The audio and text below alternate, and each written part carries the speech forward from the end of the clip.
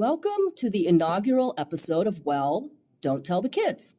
I'm Janet Lee, your host, and I'm joined today with Teresa Mastrangelo. Thanks for being here. Oh, thanks for having me.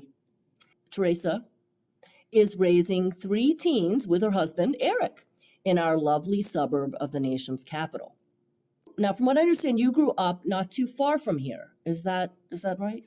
Yes, so I grew up in Allegheny County, Maryland, which is quite different because it's a rural area, quite impoverished, and doesn't have the same kind of academic and educational opportunities as we have here in the Washington, D.C. area.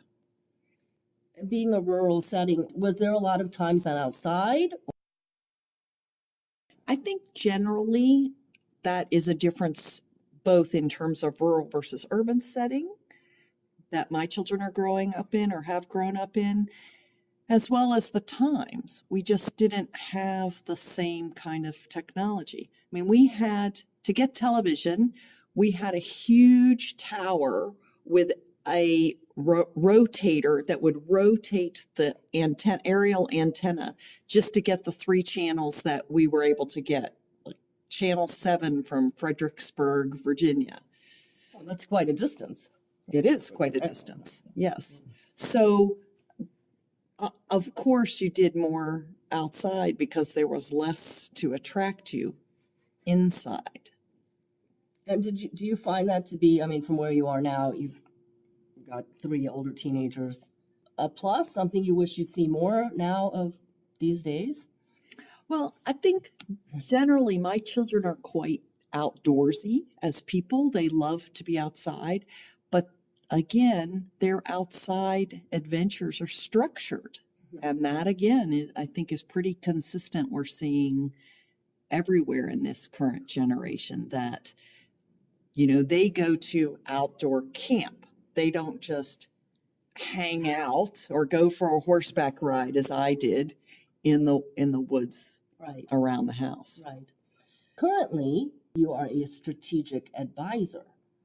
And I'm just curious, was this something that you set out to become from when you were in your school days? Or was this something that you came to along the way? Well, it's so interesting. No, I did not set out that way. And it's, again, interesting looking back.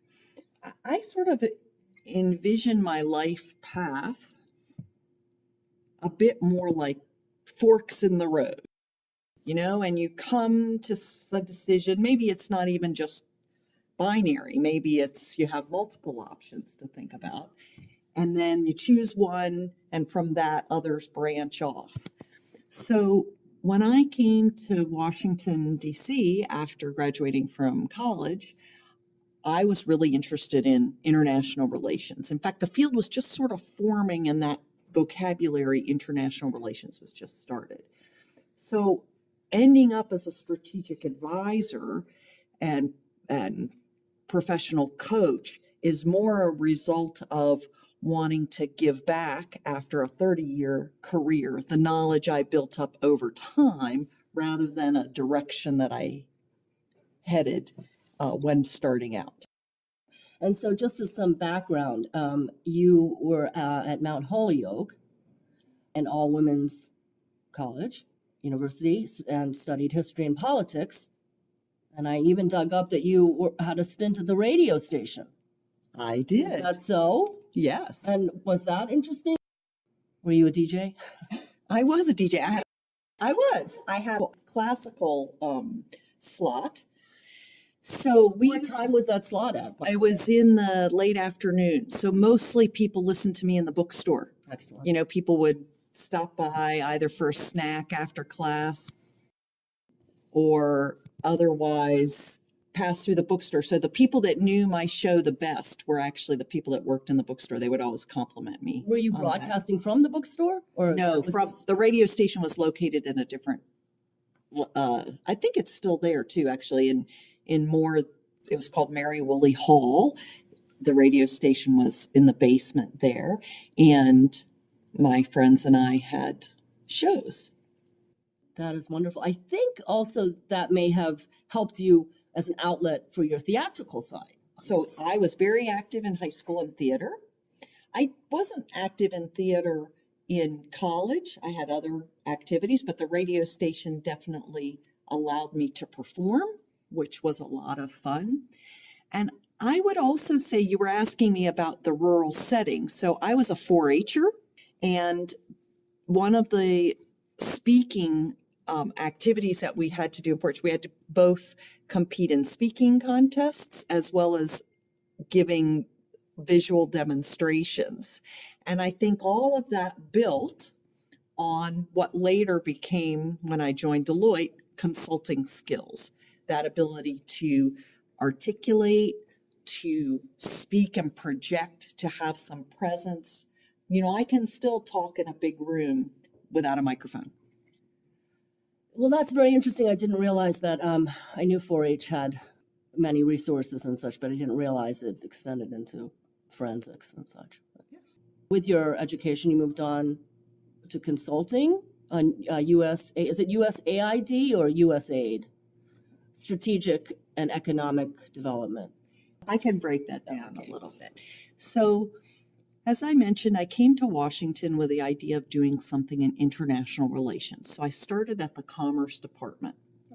And at that time, I was not as interested in trade as much as I started to read about, learn about how foreign direct investment and private investment could also be a tool to increase incomes in developing country, to help people and the private sector could be a vehicle for development.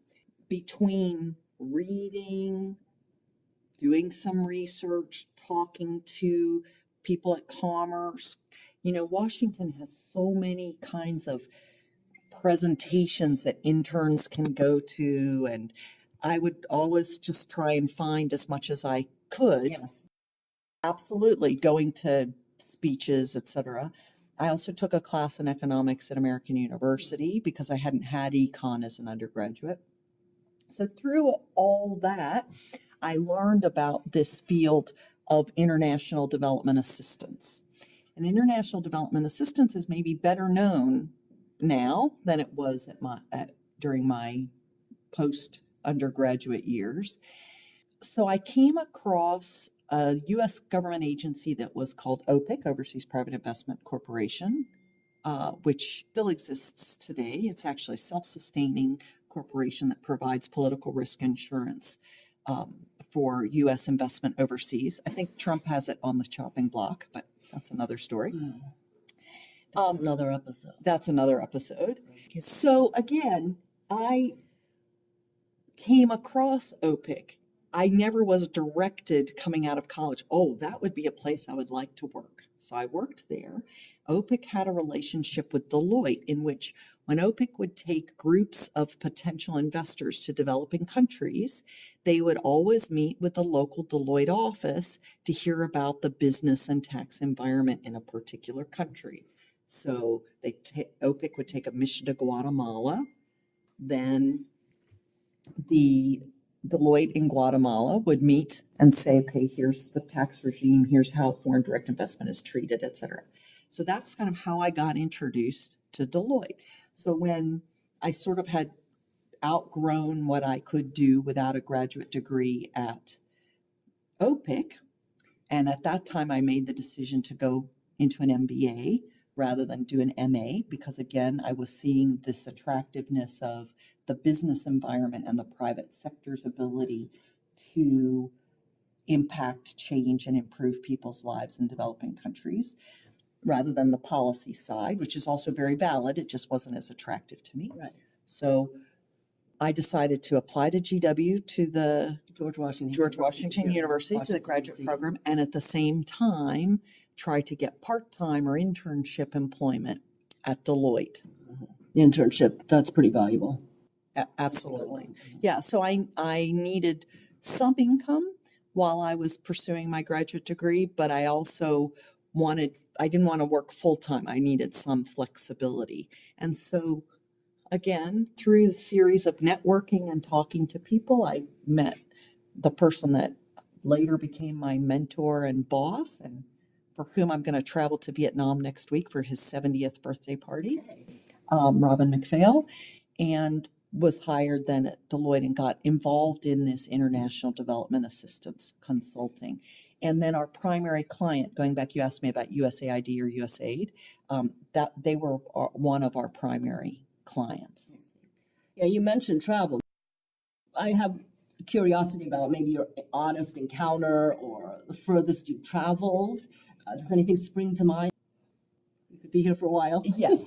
So I think the oddest encounters would be after the fall of the Soviet Union. We were working in privatization, and in particularly, I was working in Central Asia. Okay. And so I worked in Uzbekistan and Kazakhstan. And in Kazakhstan, the way in which what we called the small scale privatization, so that was more shops, trucking companies, others, let's say smaller sized enterprises, the privatization was done at the territorial level.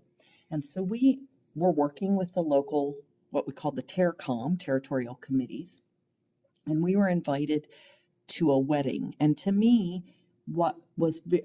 we were very honored. I thought it was a privilege because we weren't just invited to the town wedding, which was in a fancy hotel and like weddings are elsewhere, but we were invited to the village wedding where they drape the tent between two houses and the ladies cook. And at that time, it was very honorable, or people of prestige were given, they would cook the whole sheep and were given the sheep's head to eat the eyeballs and the brain as a matter of recognition of your place. And so I just came across actually the picture of my boss being presented beautifully on a plate with the sheep's head as his honor. I think he did have to share the eyes with the grandmother or the older ladies because they were quite auspicious also. So what I got from that is even though we were working hard, those were days of 7-day work weeks, that we also had the privilege of making one-on-one connections to the point of being invited to something as intimate as the village wedding. And that was always for me the great part of being an international development consultant, was not only sort of the office work, but also so I have hundreds of different people relationship stories that were so important to me. Yeah. Well, that must have been quite something. It was. Did you wake up one morning and say, okay, all the work's been done there, I'm done. Now I'm going to advise. How did you make that turn?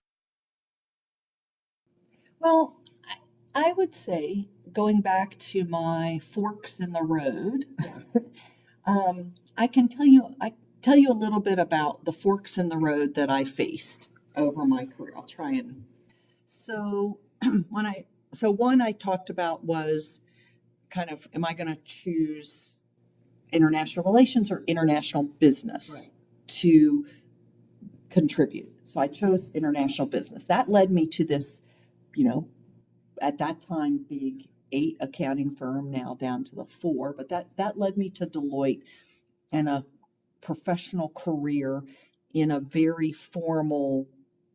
And then what happened was with the merger of Deloitte Haskins and Sells and Touche Ross, there was a reconfiguring of how this international development assistance was going to continue. So again, that was a little bit of a fork in the road.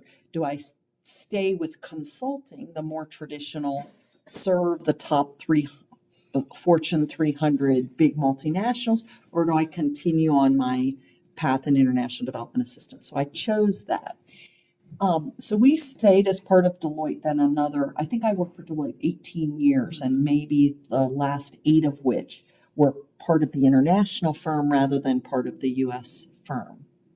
And so again, we came to a fork in the road where, because of the change in the accounting profession, this was one of the businesses that Deloitte wanted to exit. They have since re-entered it, but that's another story. And so the leader, by that time, I had grown up in the organization from intern to being the managing director of our private sector practice. And I, along with my colleagues at that level, we decided to make an offer to Deloitte to buy the firm. So I would say that this again is where being entrepreneurial and seizing the chance presented itself, and we took the risk. So it was very scary. We had to put up personal guarantees. We had to go to the bank and get working capital. We had to move ourselves under this professional umbrella to being more entrepreneurial. Now, some people start out being entrepreneurial, but frankly, in a career like Deloitte, you have to be entrepreneurial in that you have to serve your clients and win business. And I think people who are familiar with consulting sort of know how that model works. Within a structure. Right. It's doer, seller, doer. But that was risky for us to be entrepreneurs. So we bought the. When you say we, who are we talking about? The other managing directors and myself. We were a team of 6. Okay, so. And so we bought the firm from Deloitte and continued to operate our projects and win business in that same sphere. But what happened was that in the you have to be client oriented and client responsive. And in the marketplace where we were, size mattered. Sure. And so we found ourselves in this, we're not a small business, so we don't get the US government contracting advantages of a small business, and we didn't have enough scale and big business to do the kinds of investment in business development we needed to. So what happened was that we decided that we would have to sell ourselves to a big business. And how much time had gone by? 3 years. Okay, 3 years. So we sold ourselves to a company called Cardno, which was listed on the Australian Stock Exchange. And again, their vision was to roll up, quote unquote, international development assistance business. And we very much saw that as important. To have an office in the US that served USAID, to have an office in Melbourne or in Canberra that could serve AusAid, which is now called DFAT. An office in the Brussels that could take care of Europe aid. So that model was, again, very attractive to us. So we meaning the owners of the business, took the opportunity to sell. And whenever you sell your company, usually, particularly in the services business like that, the most important asset that the acquirer is buying are the people, their brains. Right. So we all had to sign employment agreements. So what happened was that I was getting near the end of my 5 years of employment agreement and facing, I would say, a divergence between my own interests and the interests of now the owner, as well as the burdens of teenagers. And Teenagers. And I'll tell you a little bit. Don't tell the kids. Don't tell the kids. Don't tell the kids. Okay, right. But it's when my children were little, people would say to me, "Oh, you can always find someone to care for them when they're little." That's true. But when they start middle school or they start to become adolescents, you're going to see that they need their parents to continue to establish values, to keep eyes on them. Shh, don't tell them. And so don't worry, they'll never find this podcast. So what I found was that, between some learning challenges that they would face, and again, the multiplicity of opportunities from growing up in Fairfax, Virginia, where you can play 22 sports and play 2 instruments. And not only that, it's expected of our young in this area. Right. And so you end up becoming a chauffeur or a negotiator. So in fact, that prediction that those women that I worked with who were about, 10 years older than me, when they saw me having my babies, said to me, you know, you can continue to travel now, you can continue to find somebody else to take care of them, but it's going to be more difficult when they start to get into adolescence. And so that was a big crossroads. I think if I was super excited at my job and thought, I can stand behind this new owner 100%, I would have kept working. And I see a lot of people who do keep working, they manage it through. And particularly if you're fortunate enough to be in the kind of organization that offers flexibility, where you can leave early for a soccer game, or you can take your child to an appointment and come back to work, or whatever. You can telecommute. So what happened was that this divergence of interests, professional interests, and the demands at home made me make the decision that I'm going to retire early. So at age 48, after 25 years, it was almost 25 years to the day. I think I started on January 5th, 1987, and I retired on like the 7th, 2012. And then after working so many years, whatever, it's very hard to think of, well, what am I going to do now? Nothing. And so people start to reach out to you and say, well, your wealth of information, right, wealth of how can you help me, advise me on this? You mentioned, the internship and networking and following your curiosity, I suppose. Is there anything else that you would like to leave for posterity?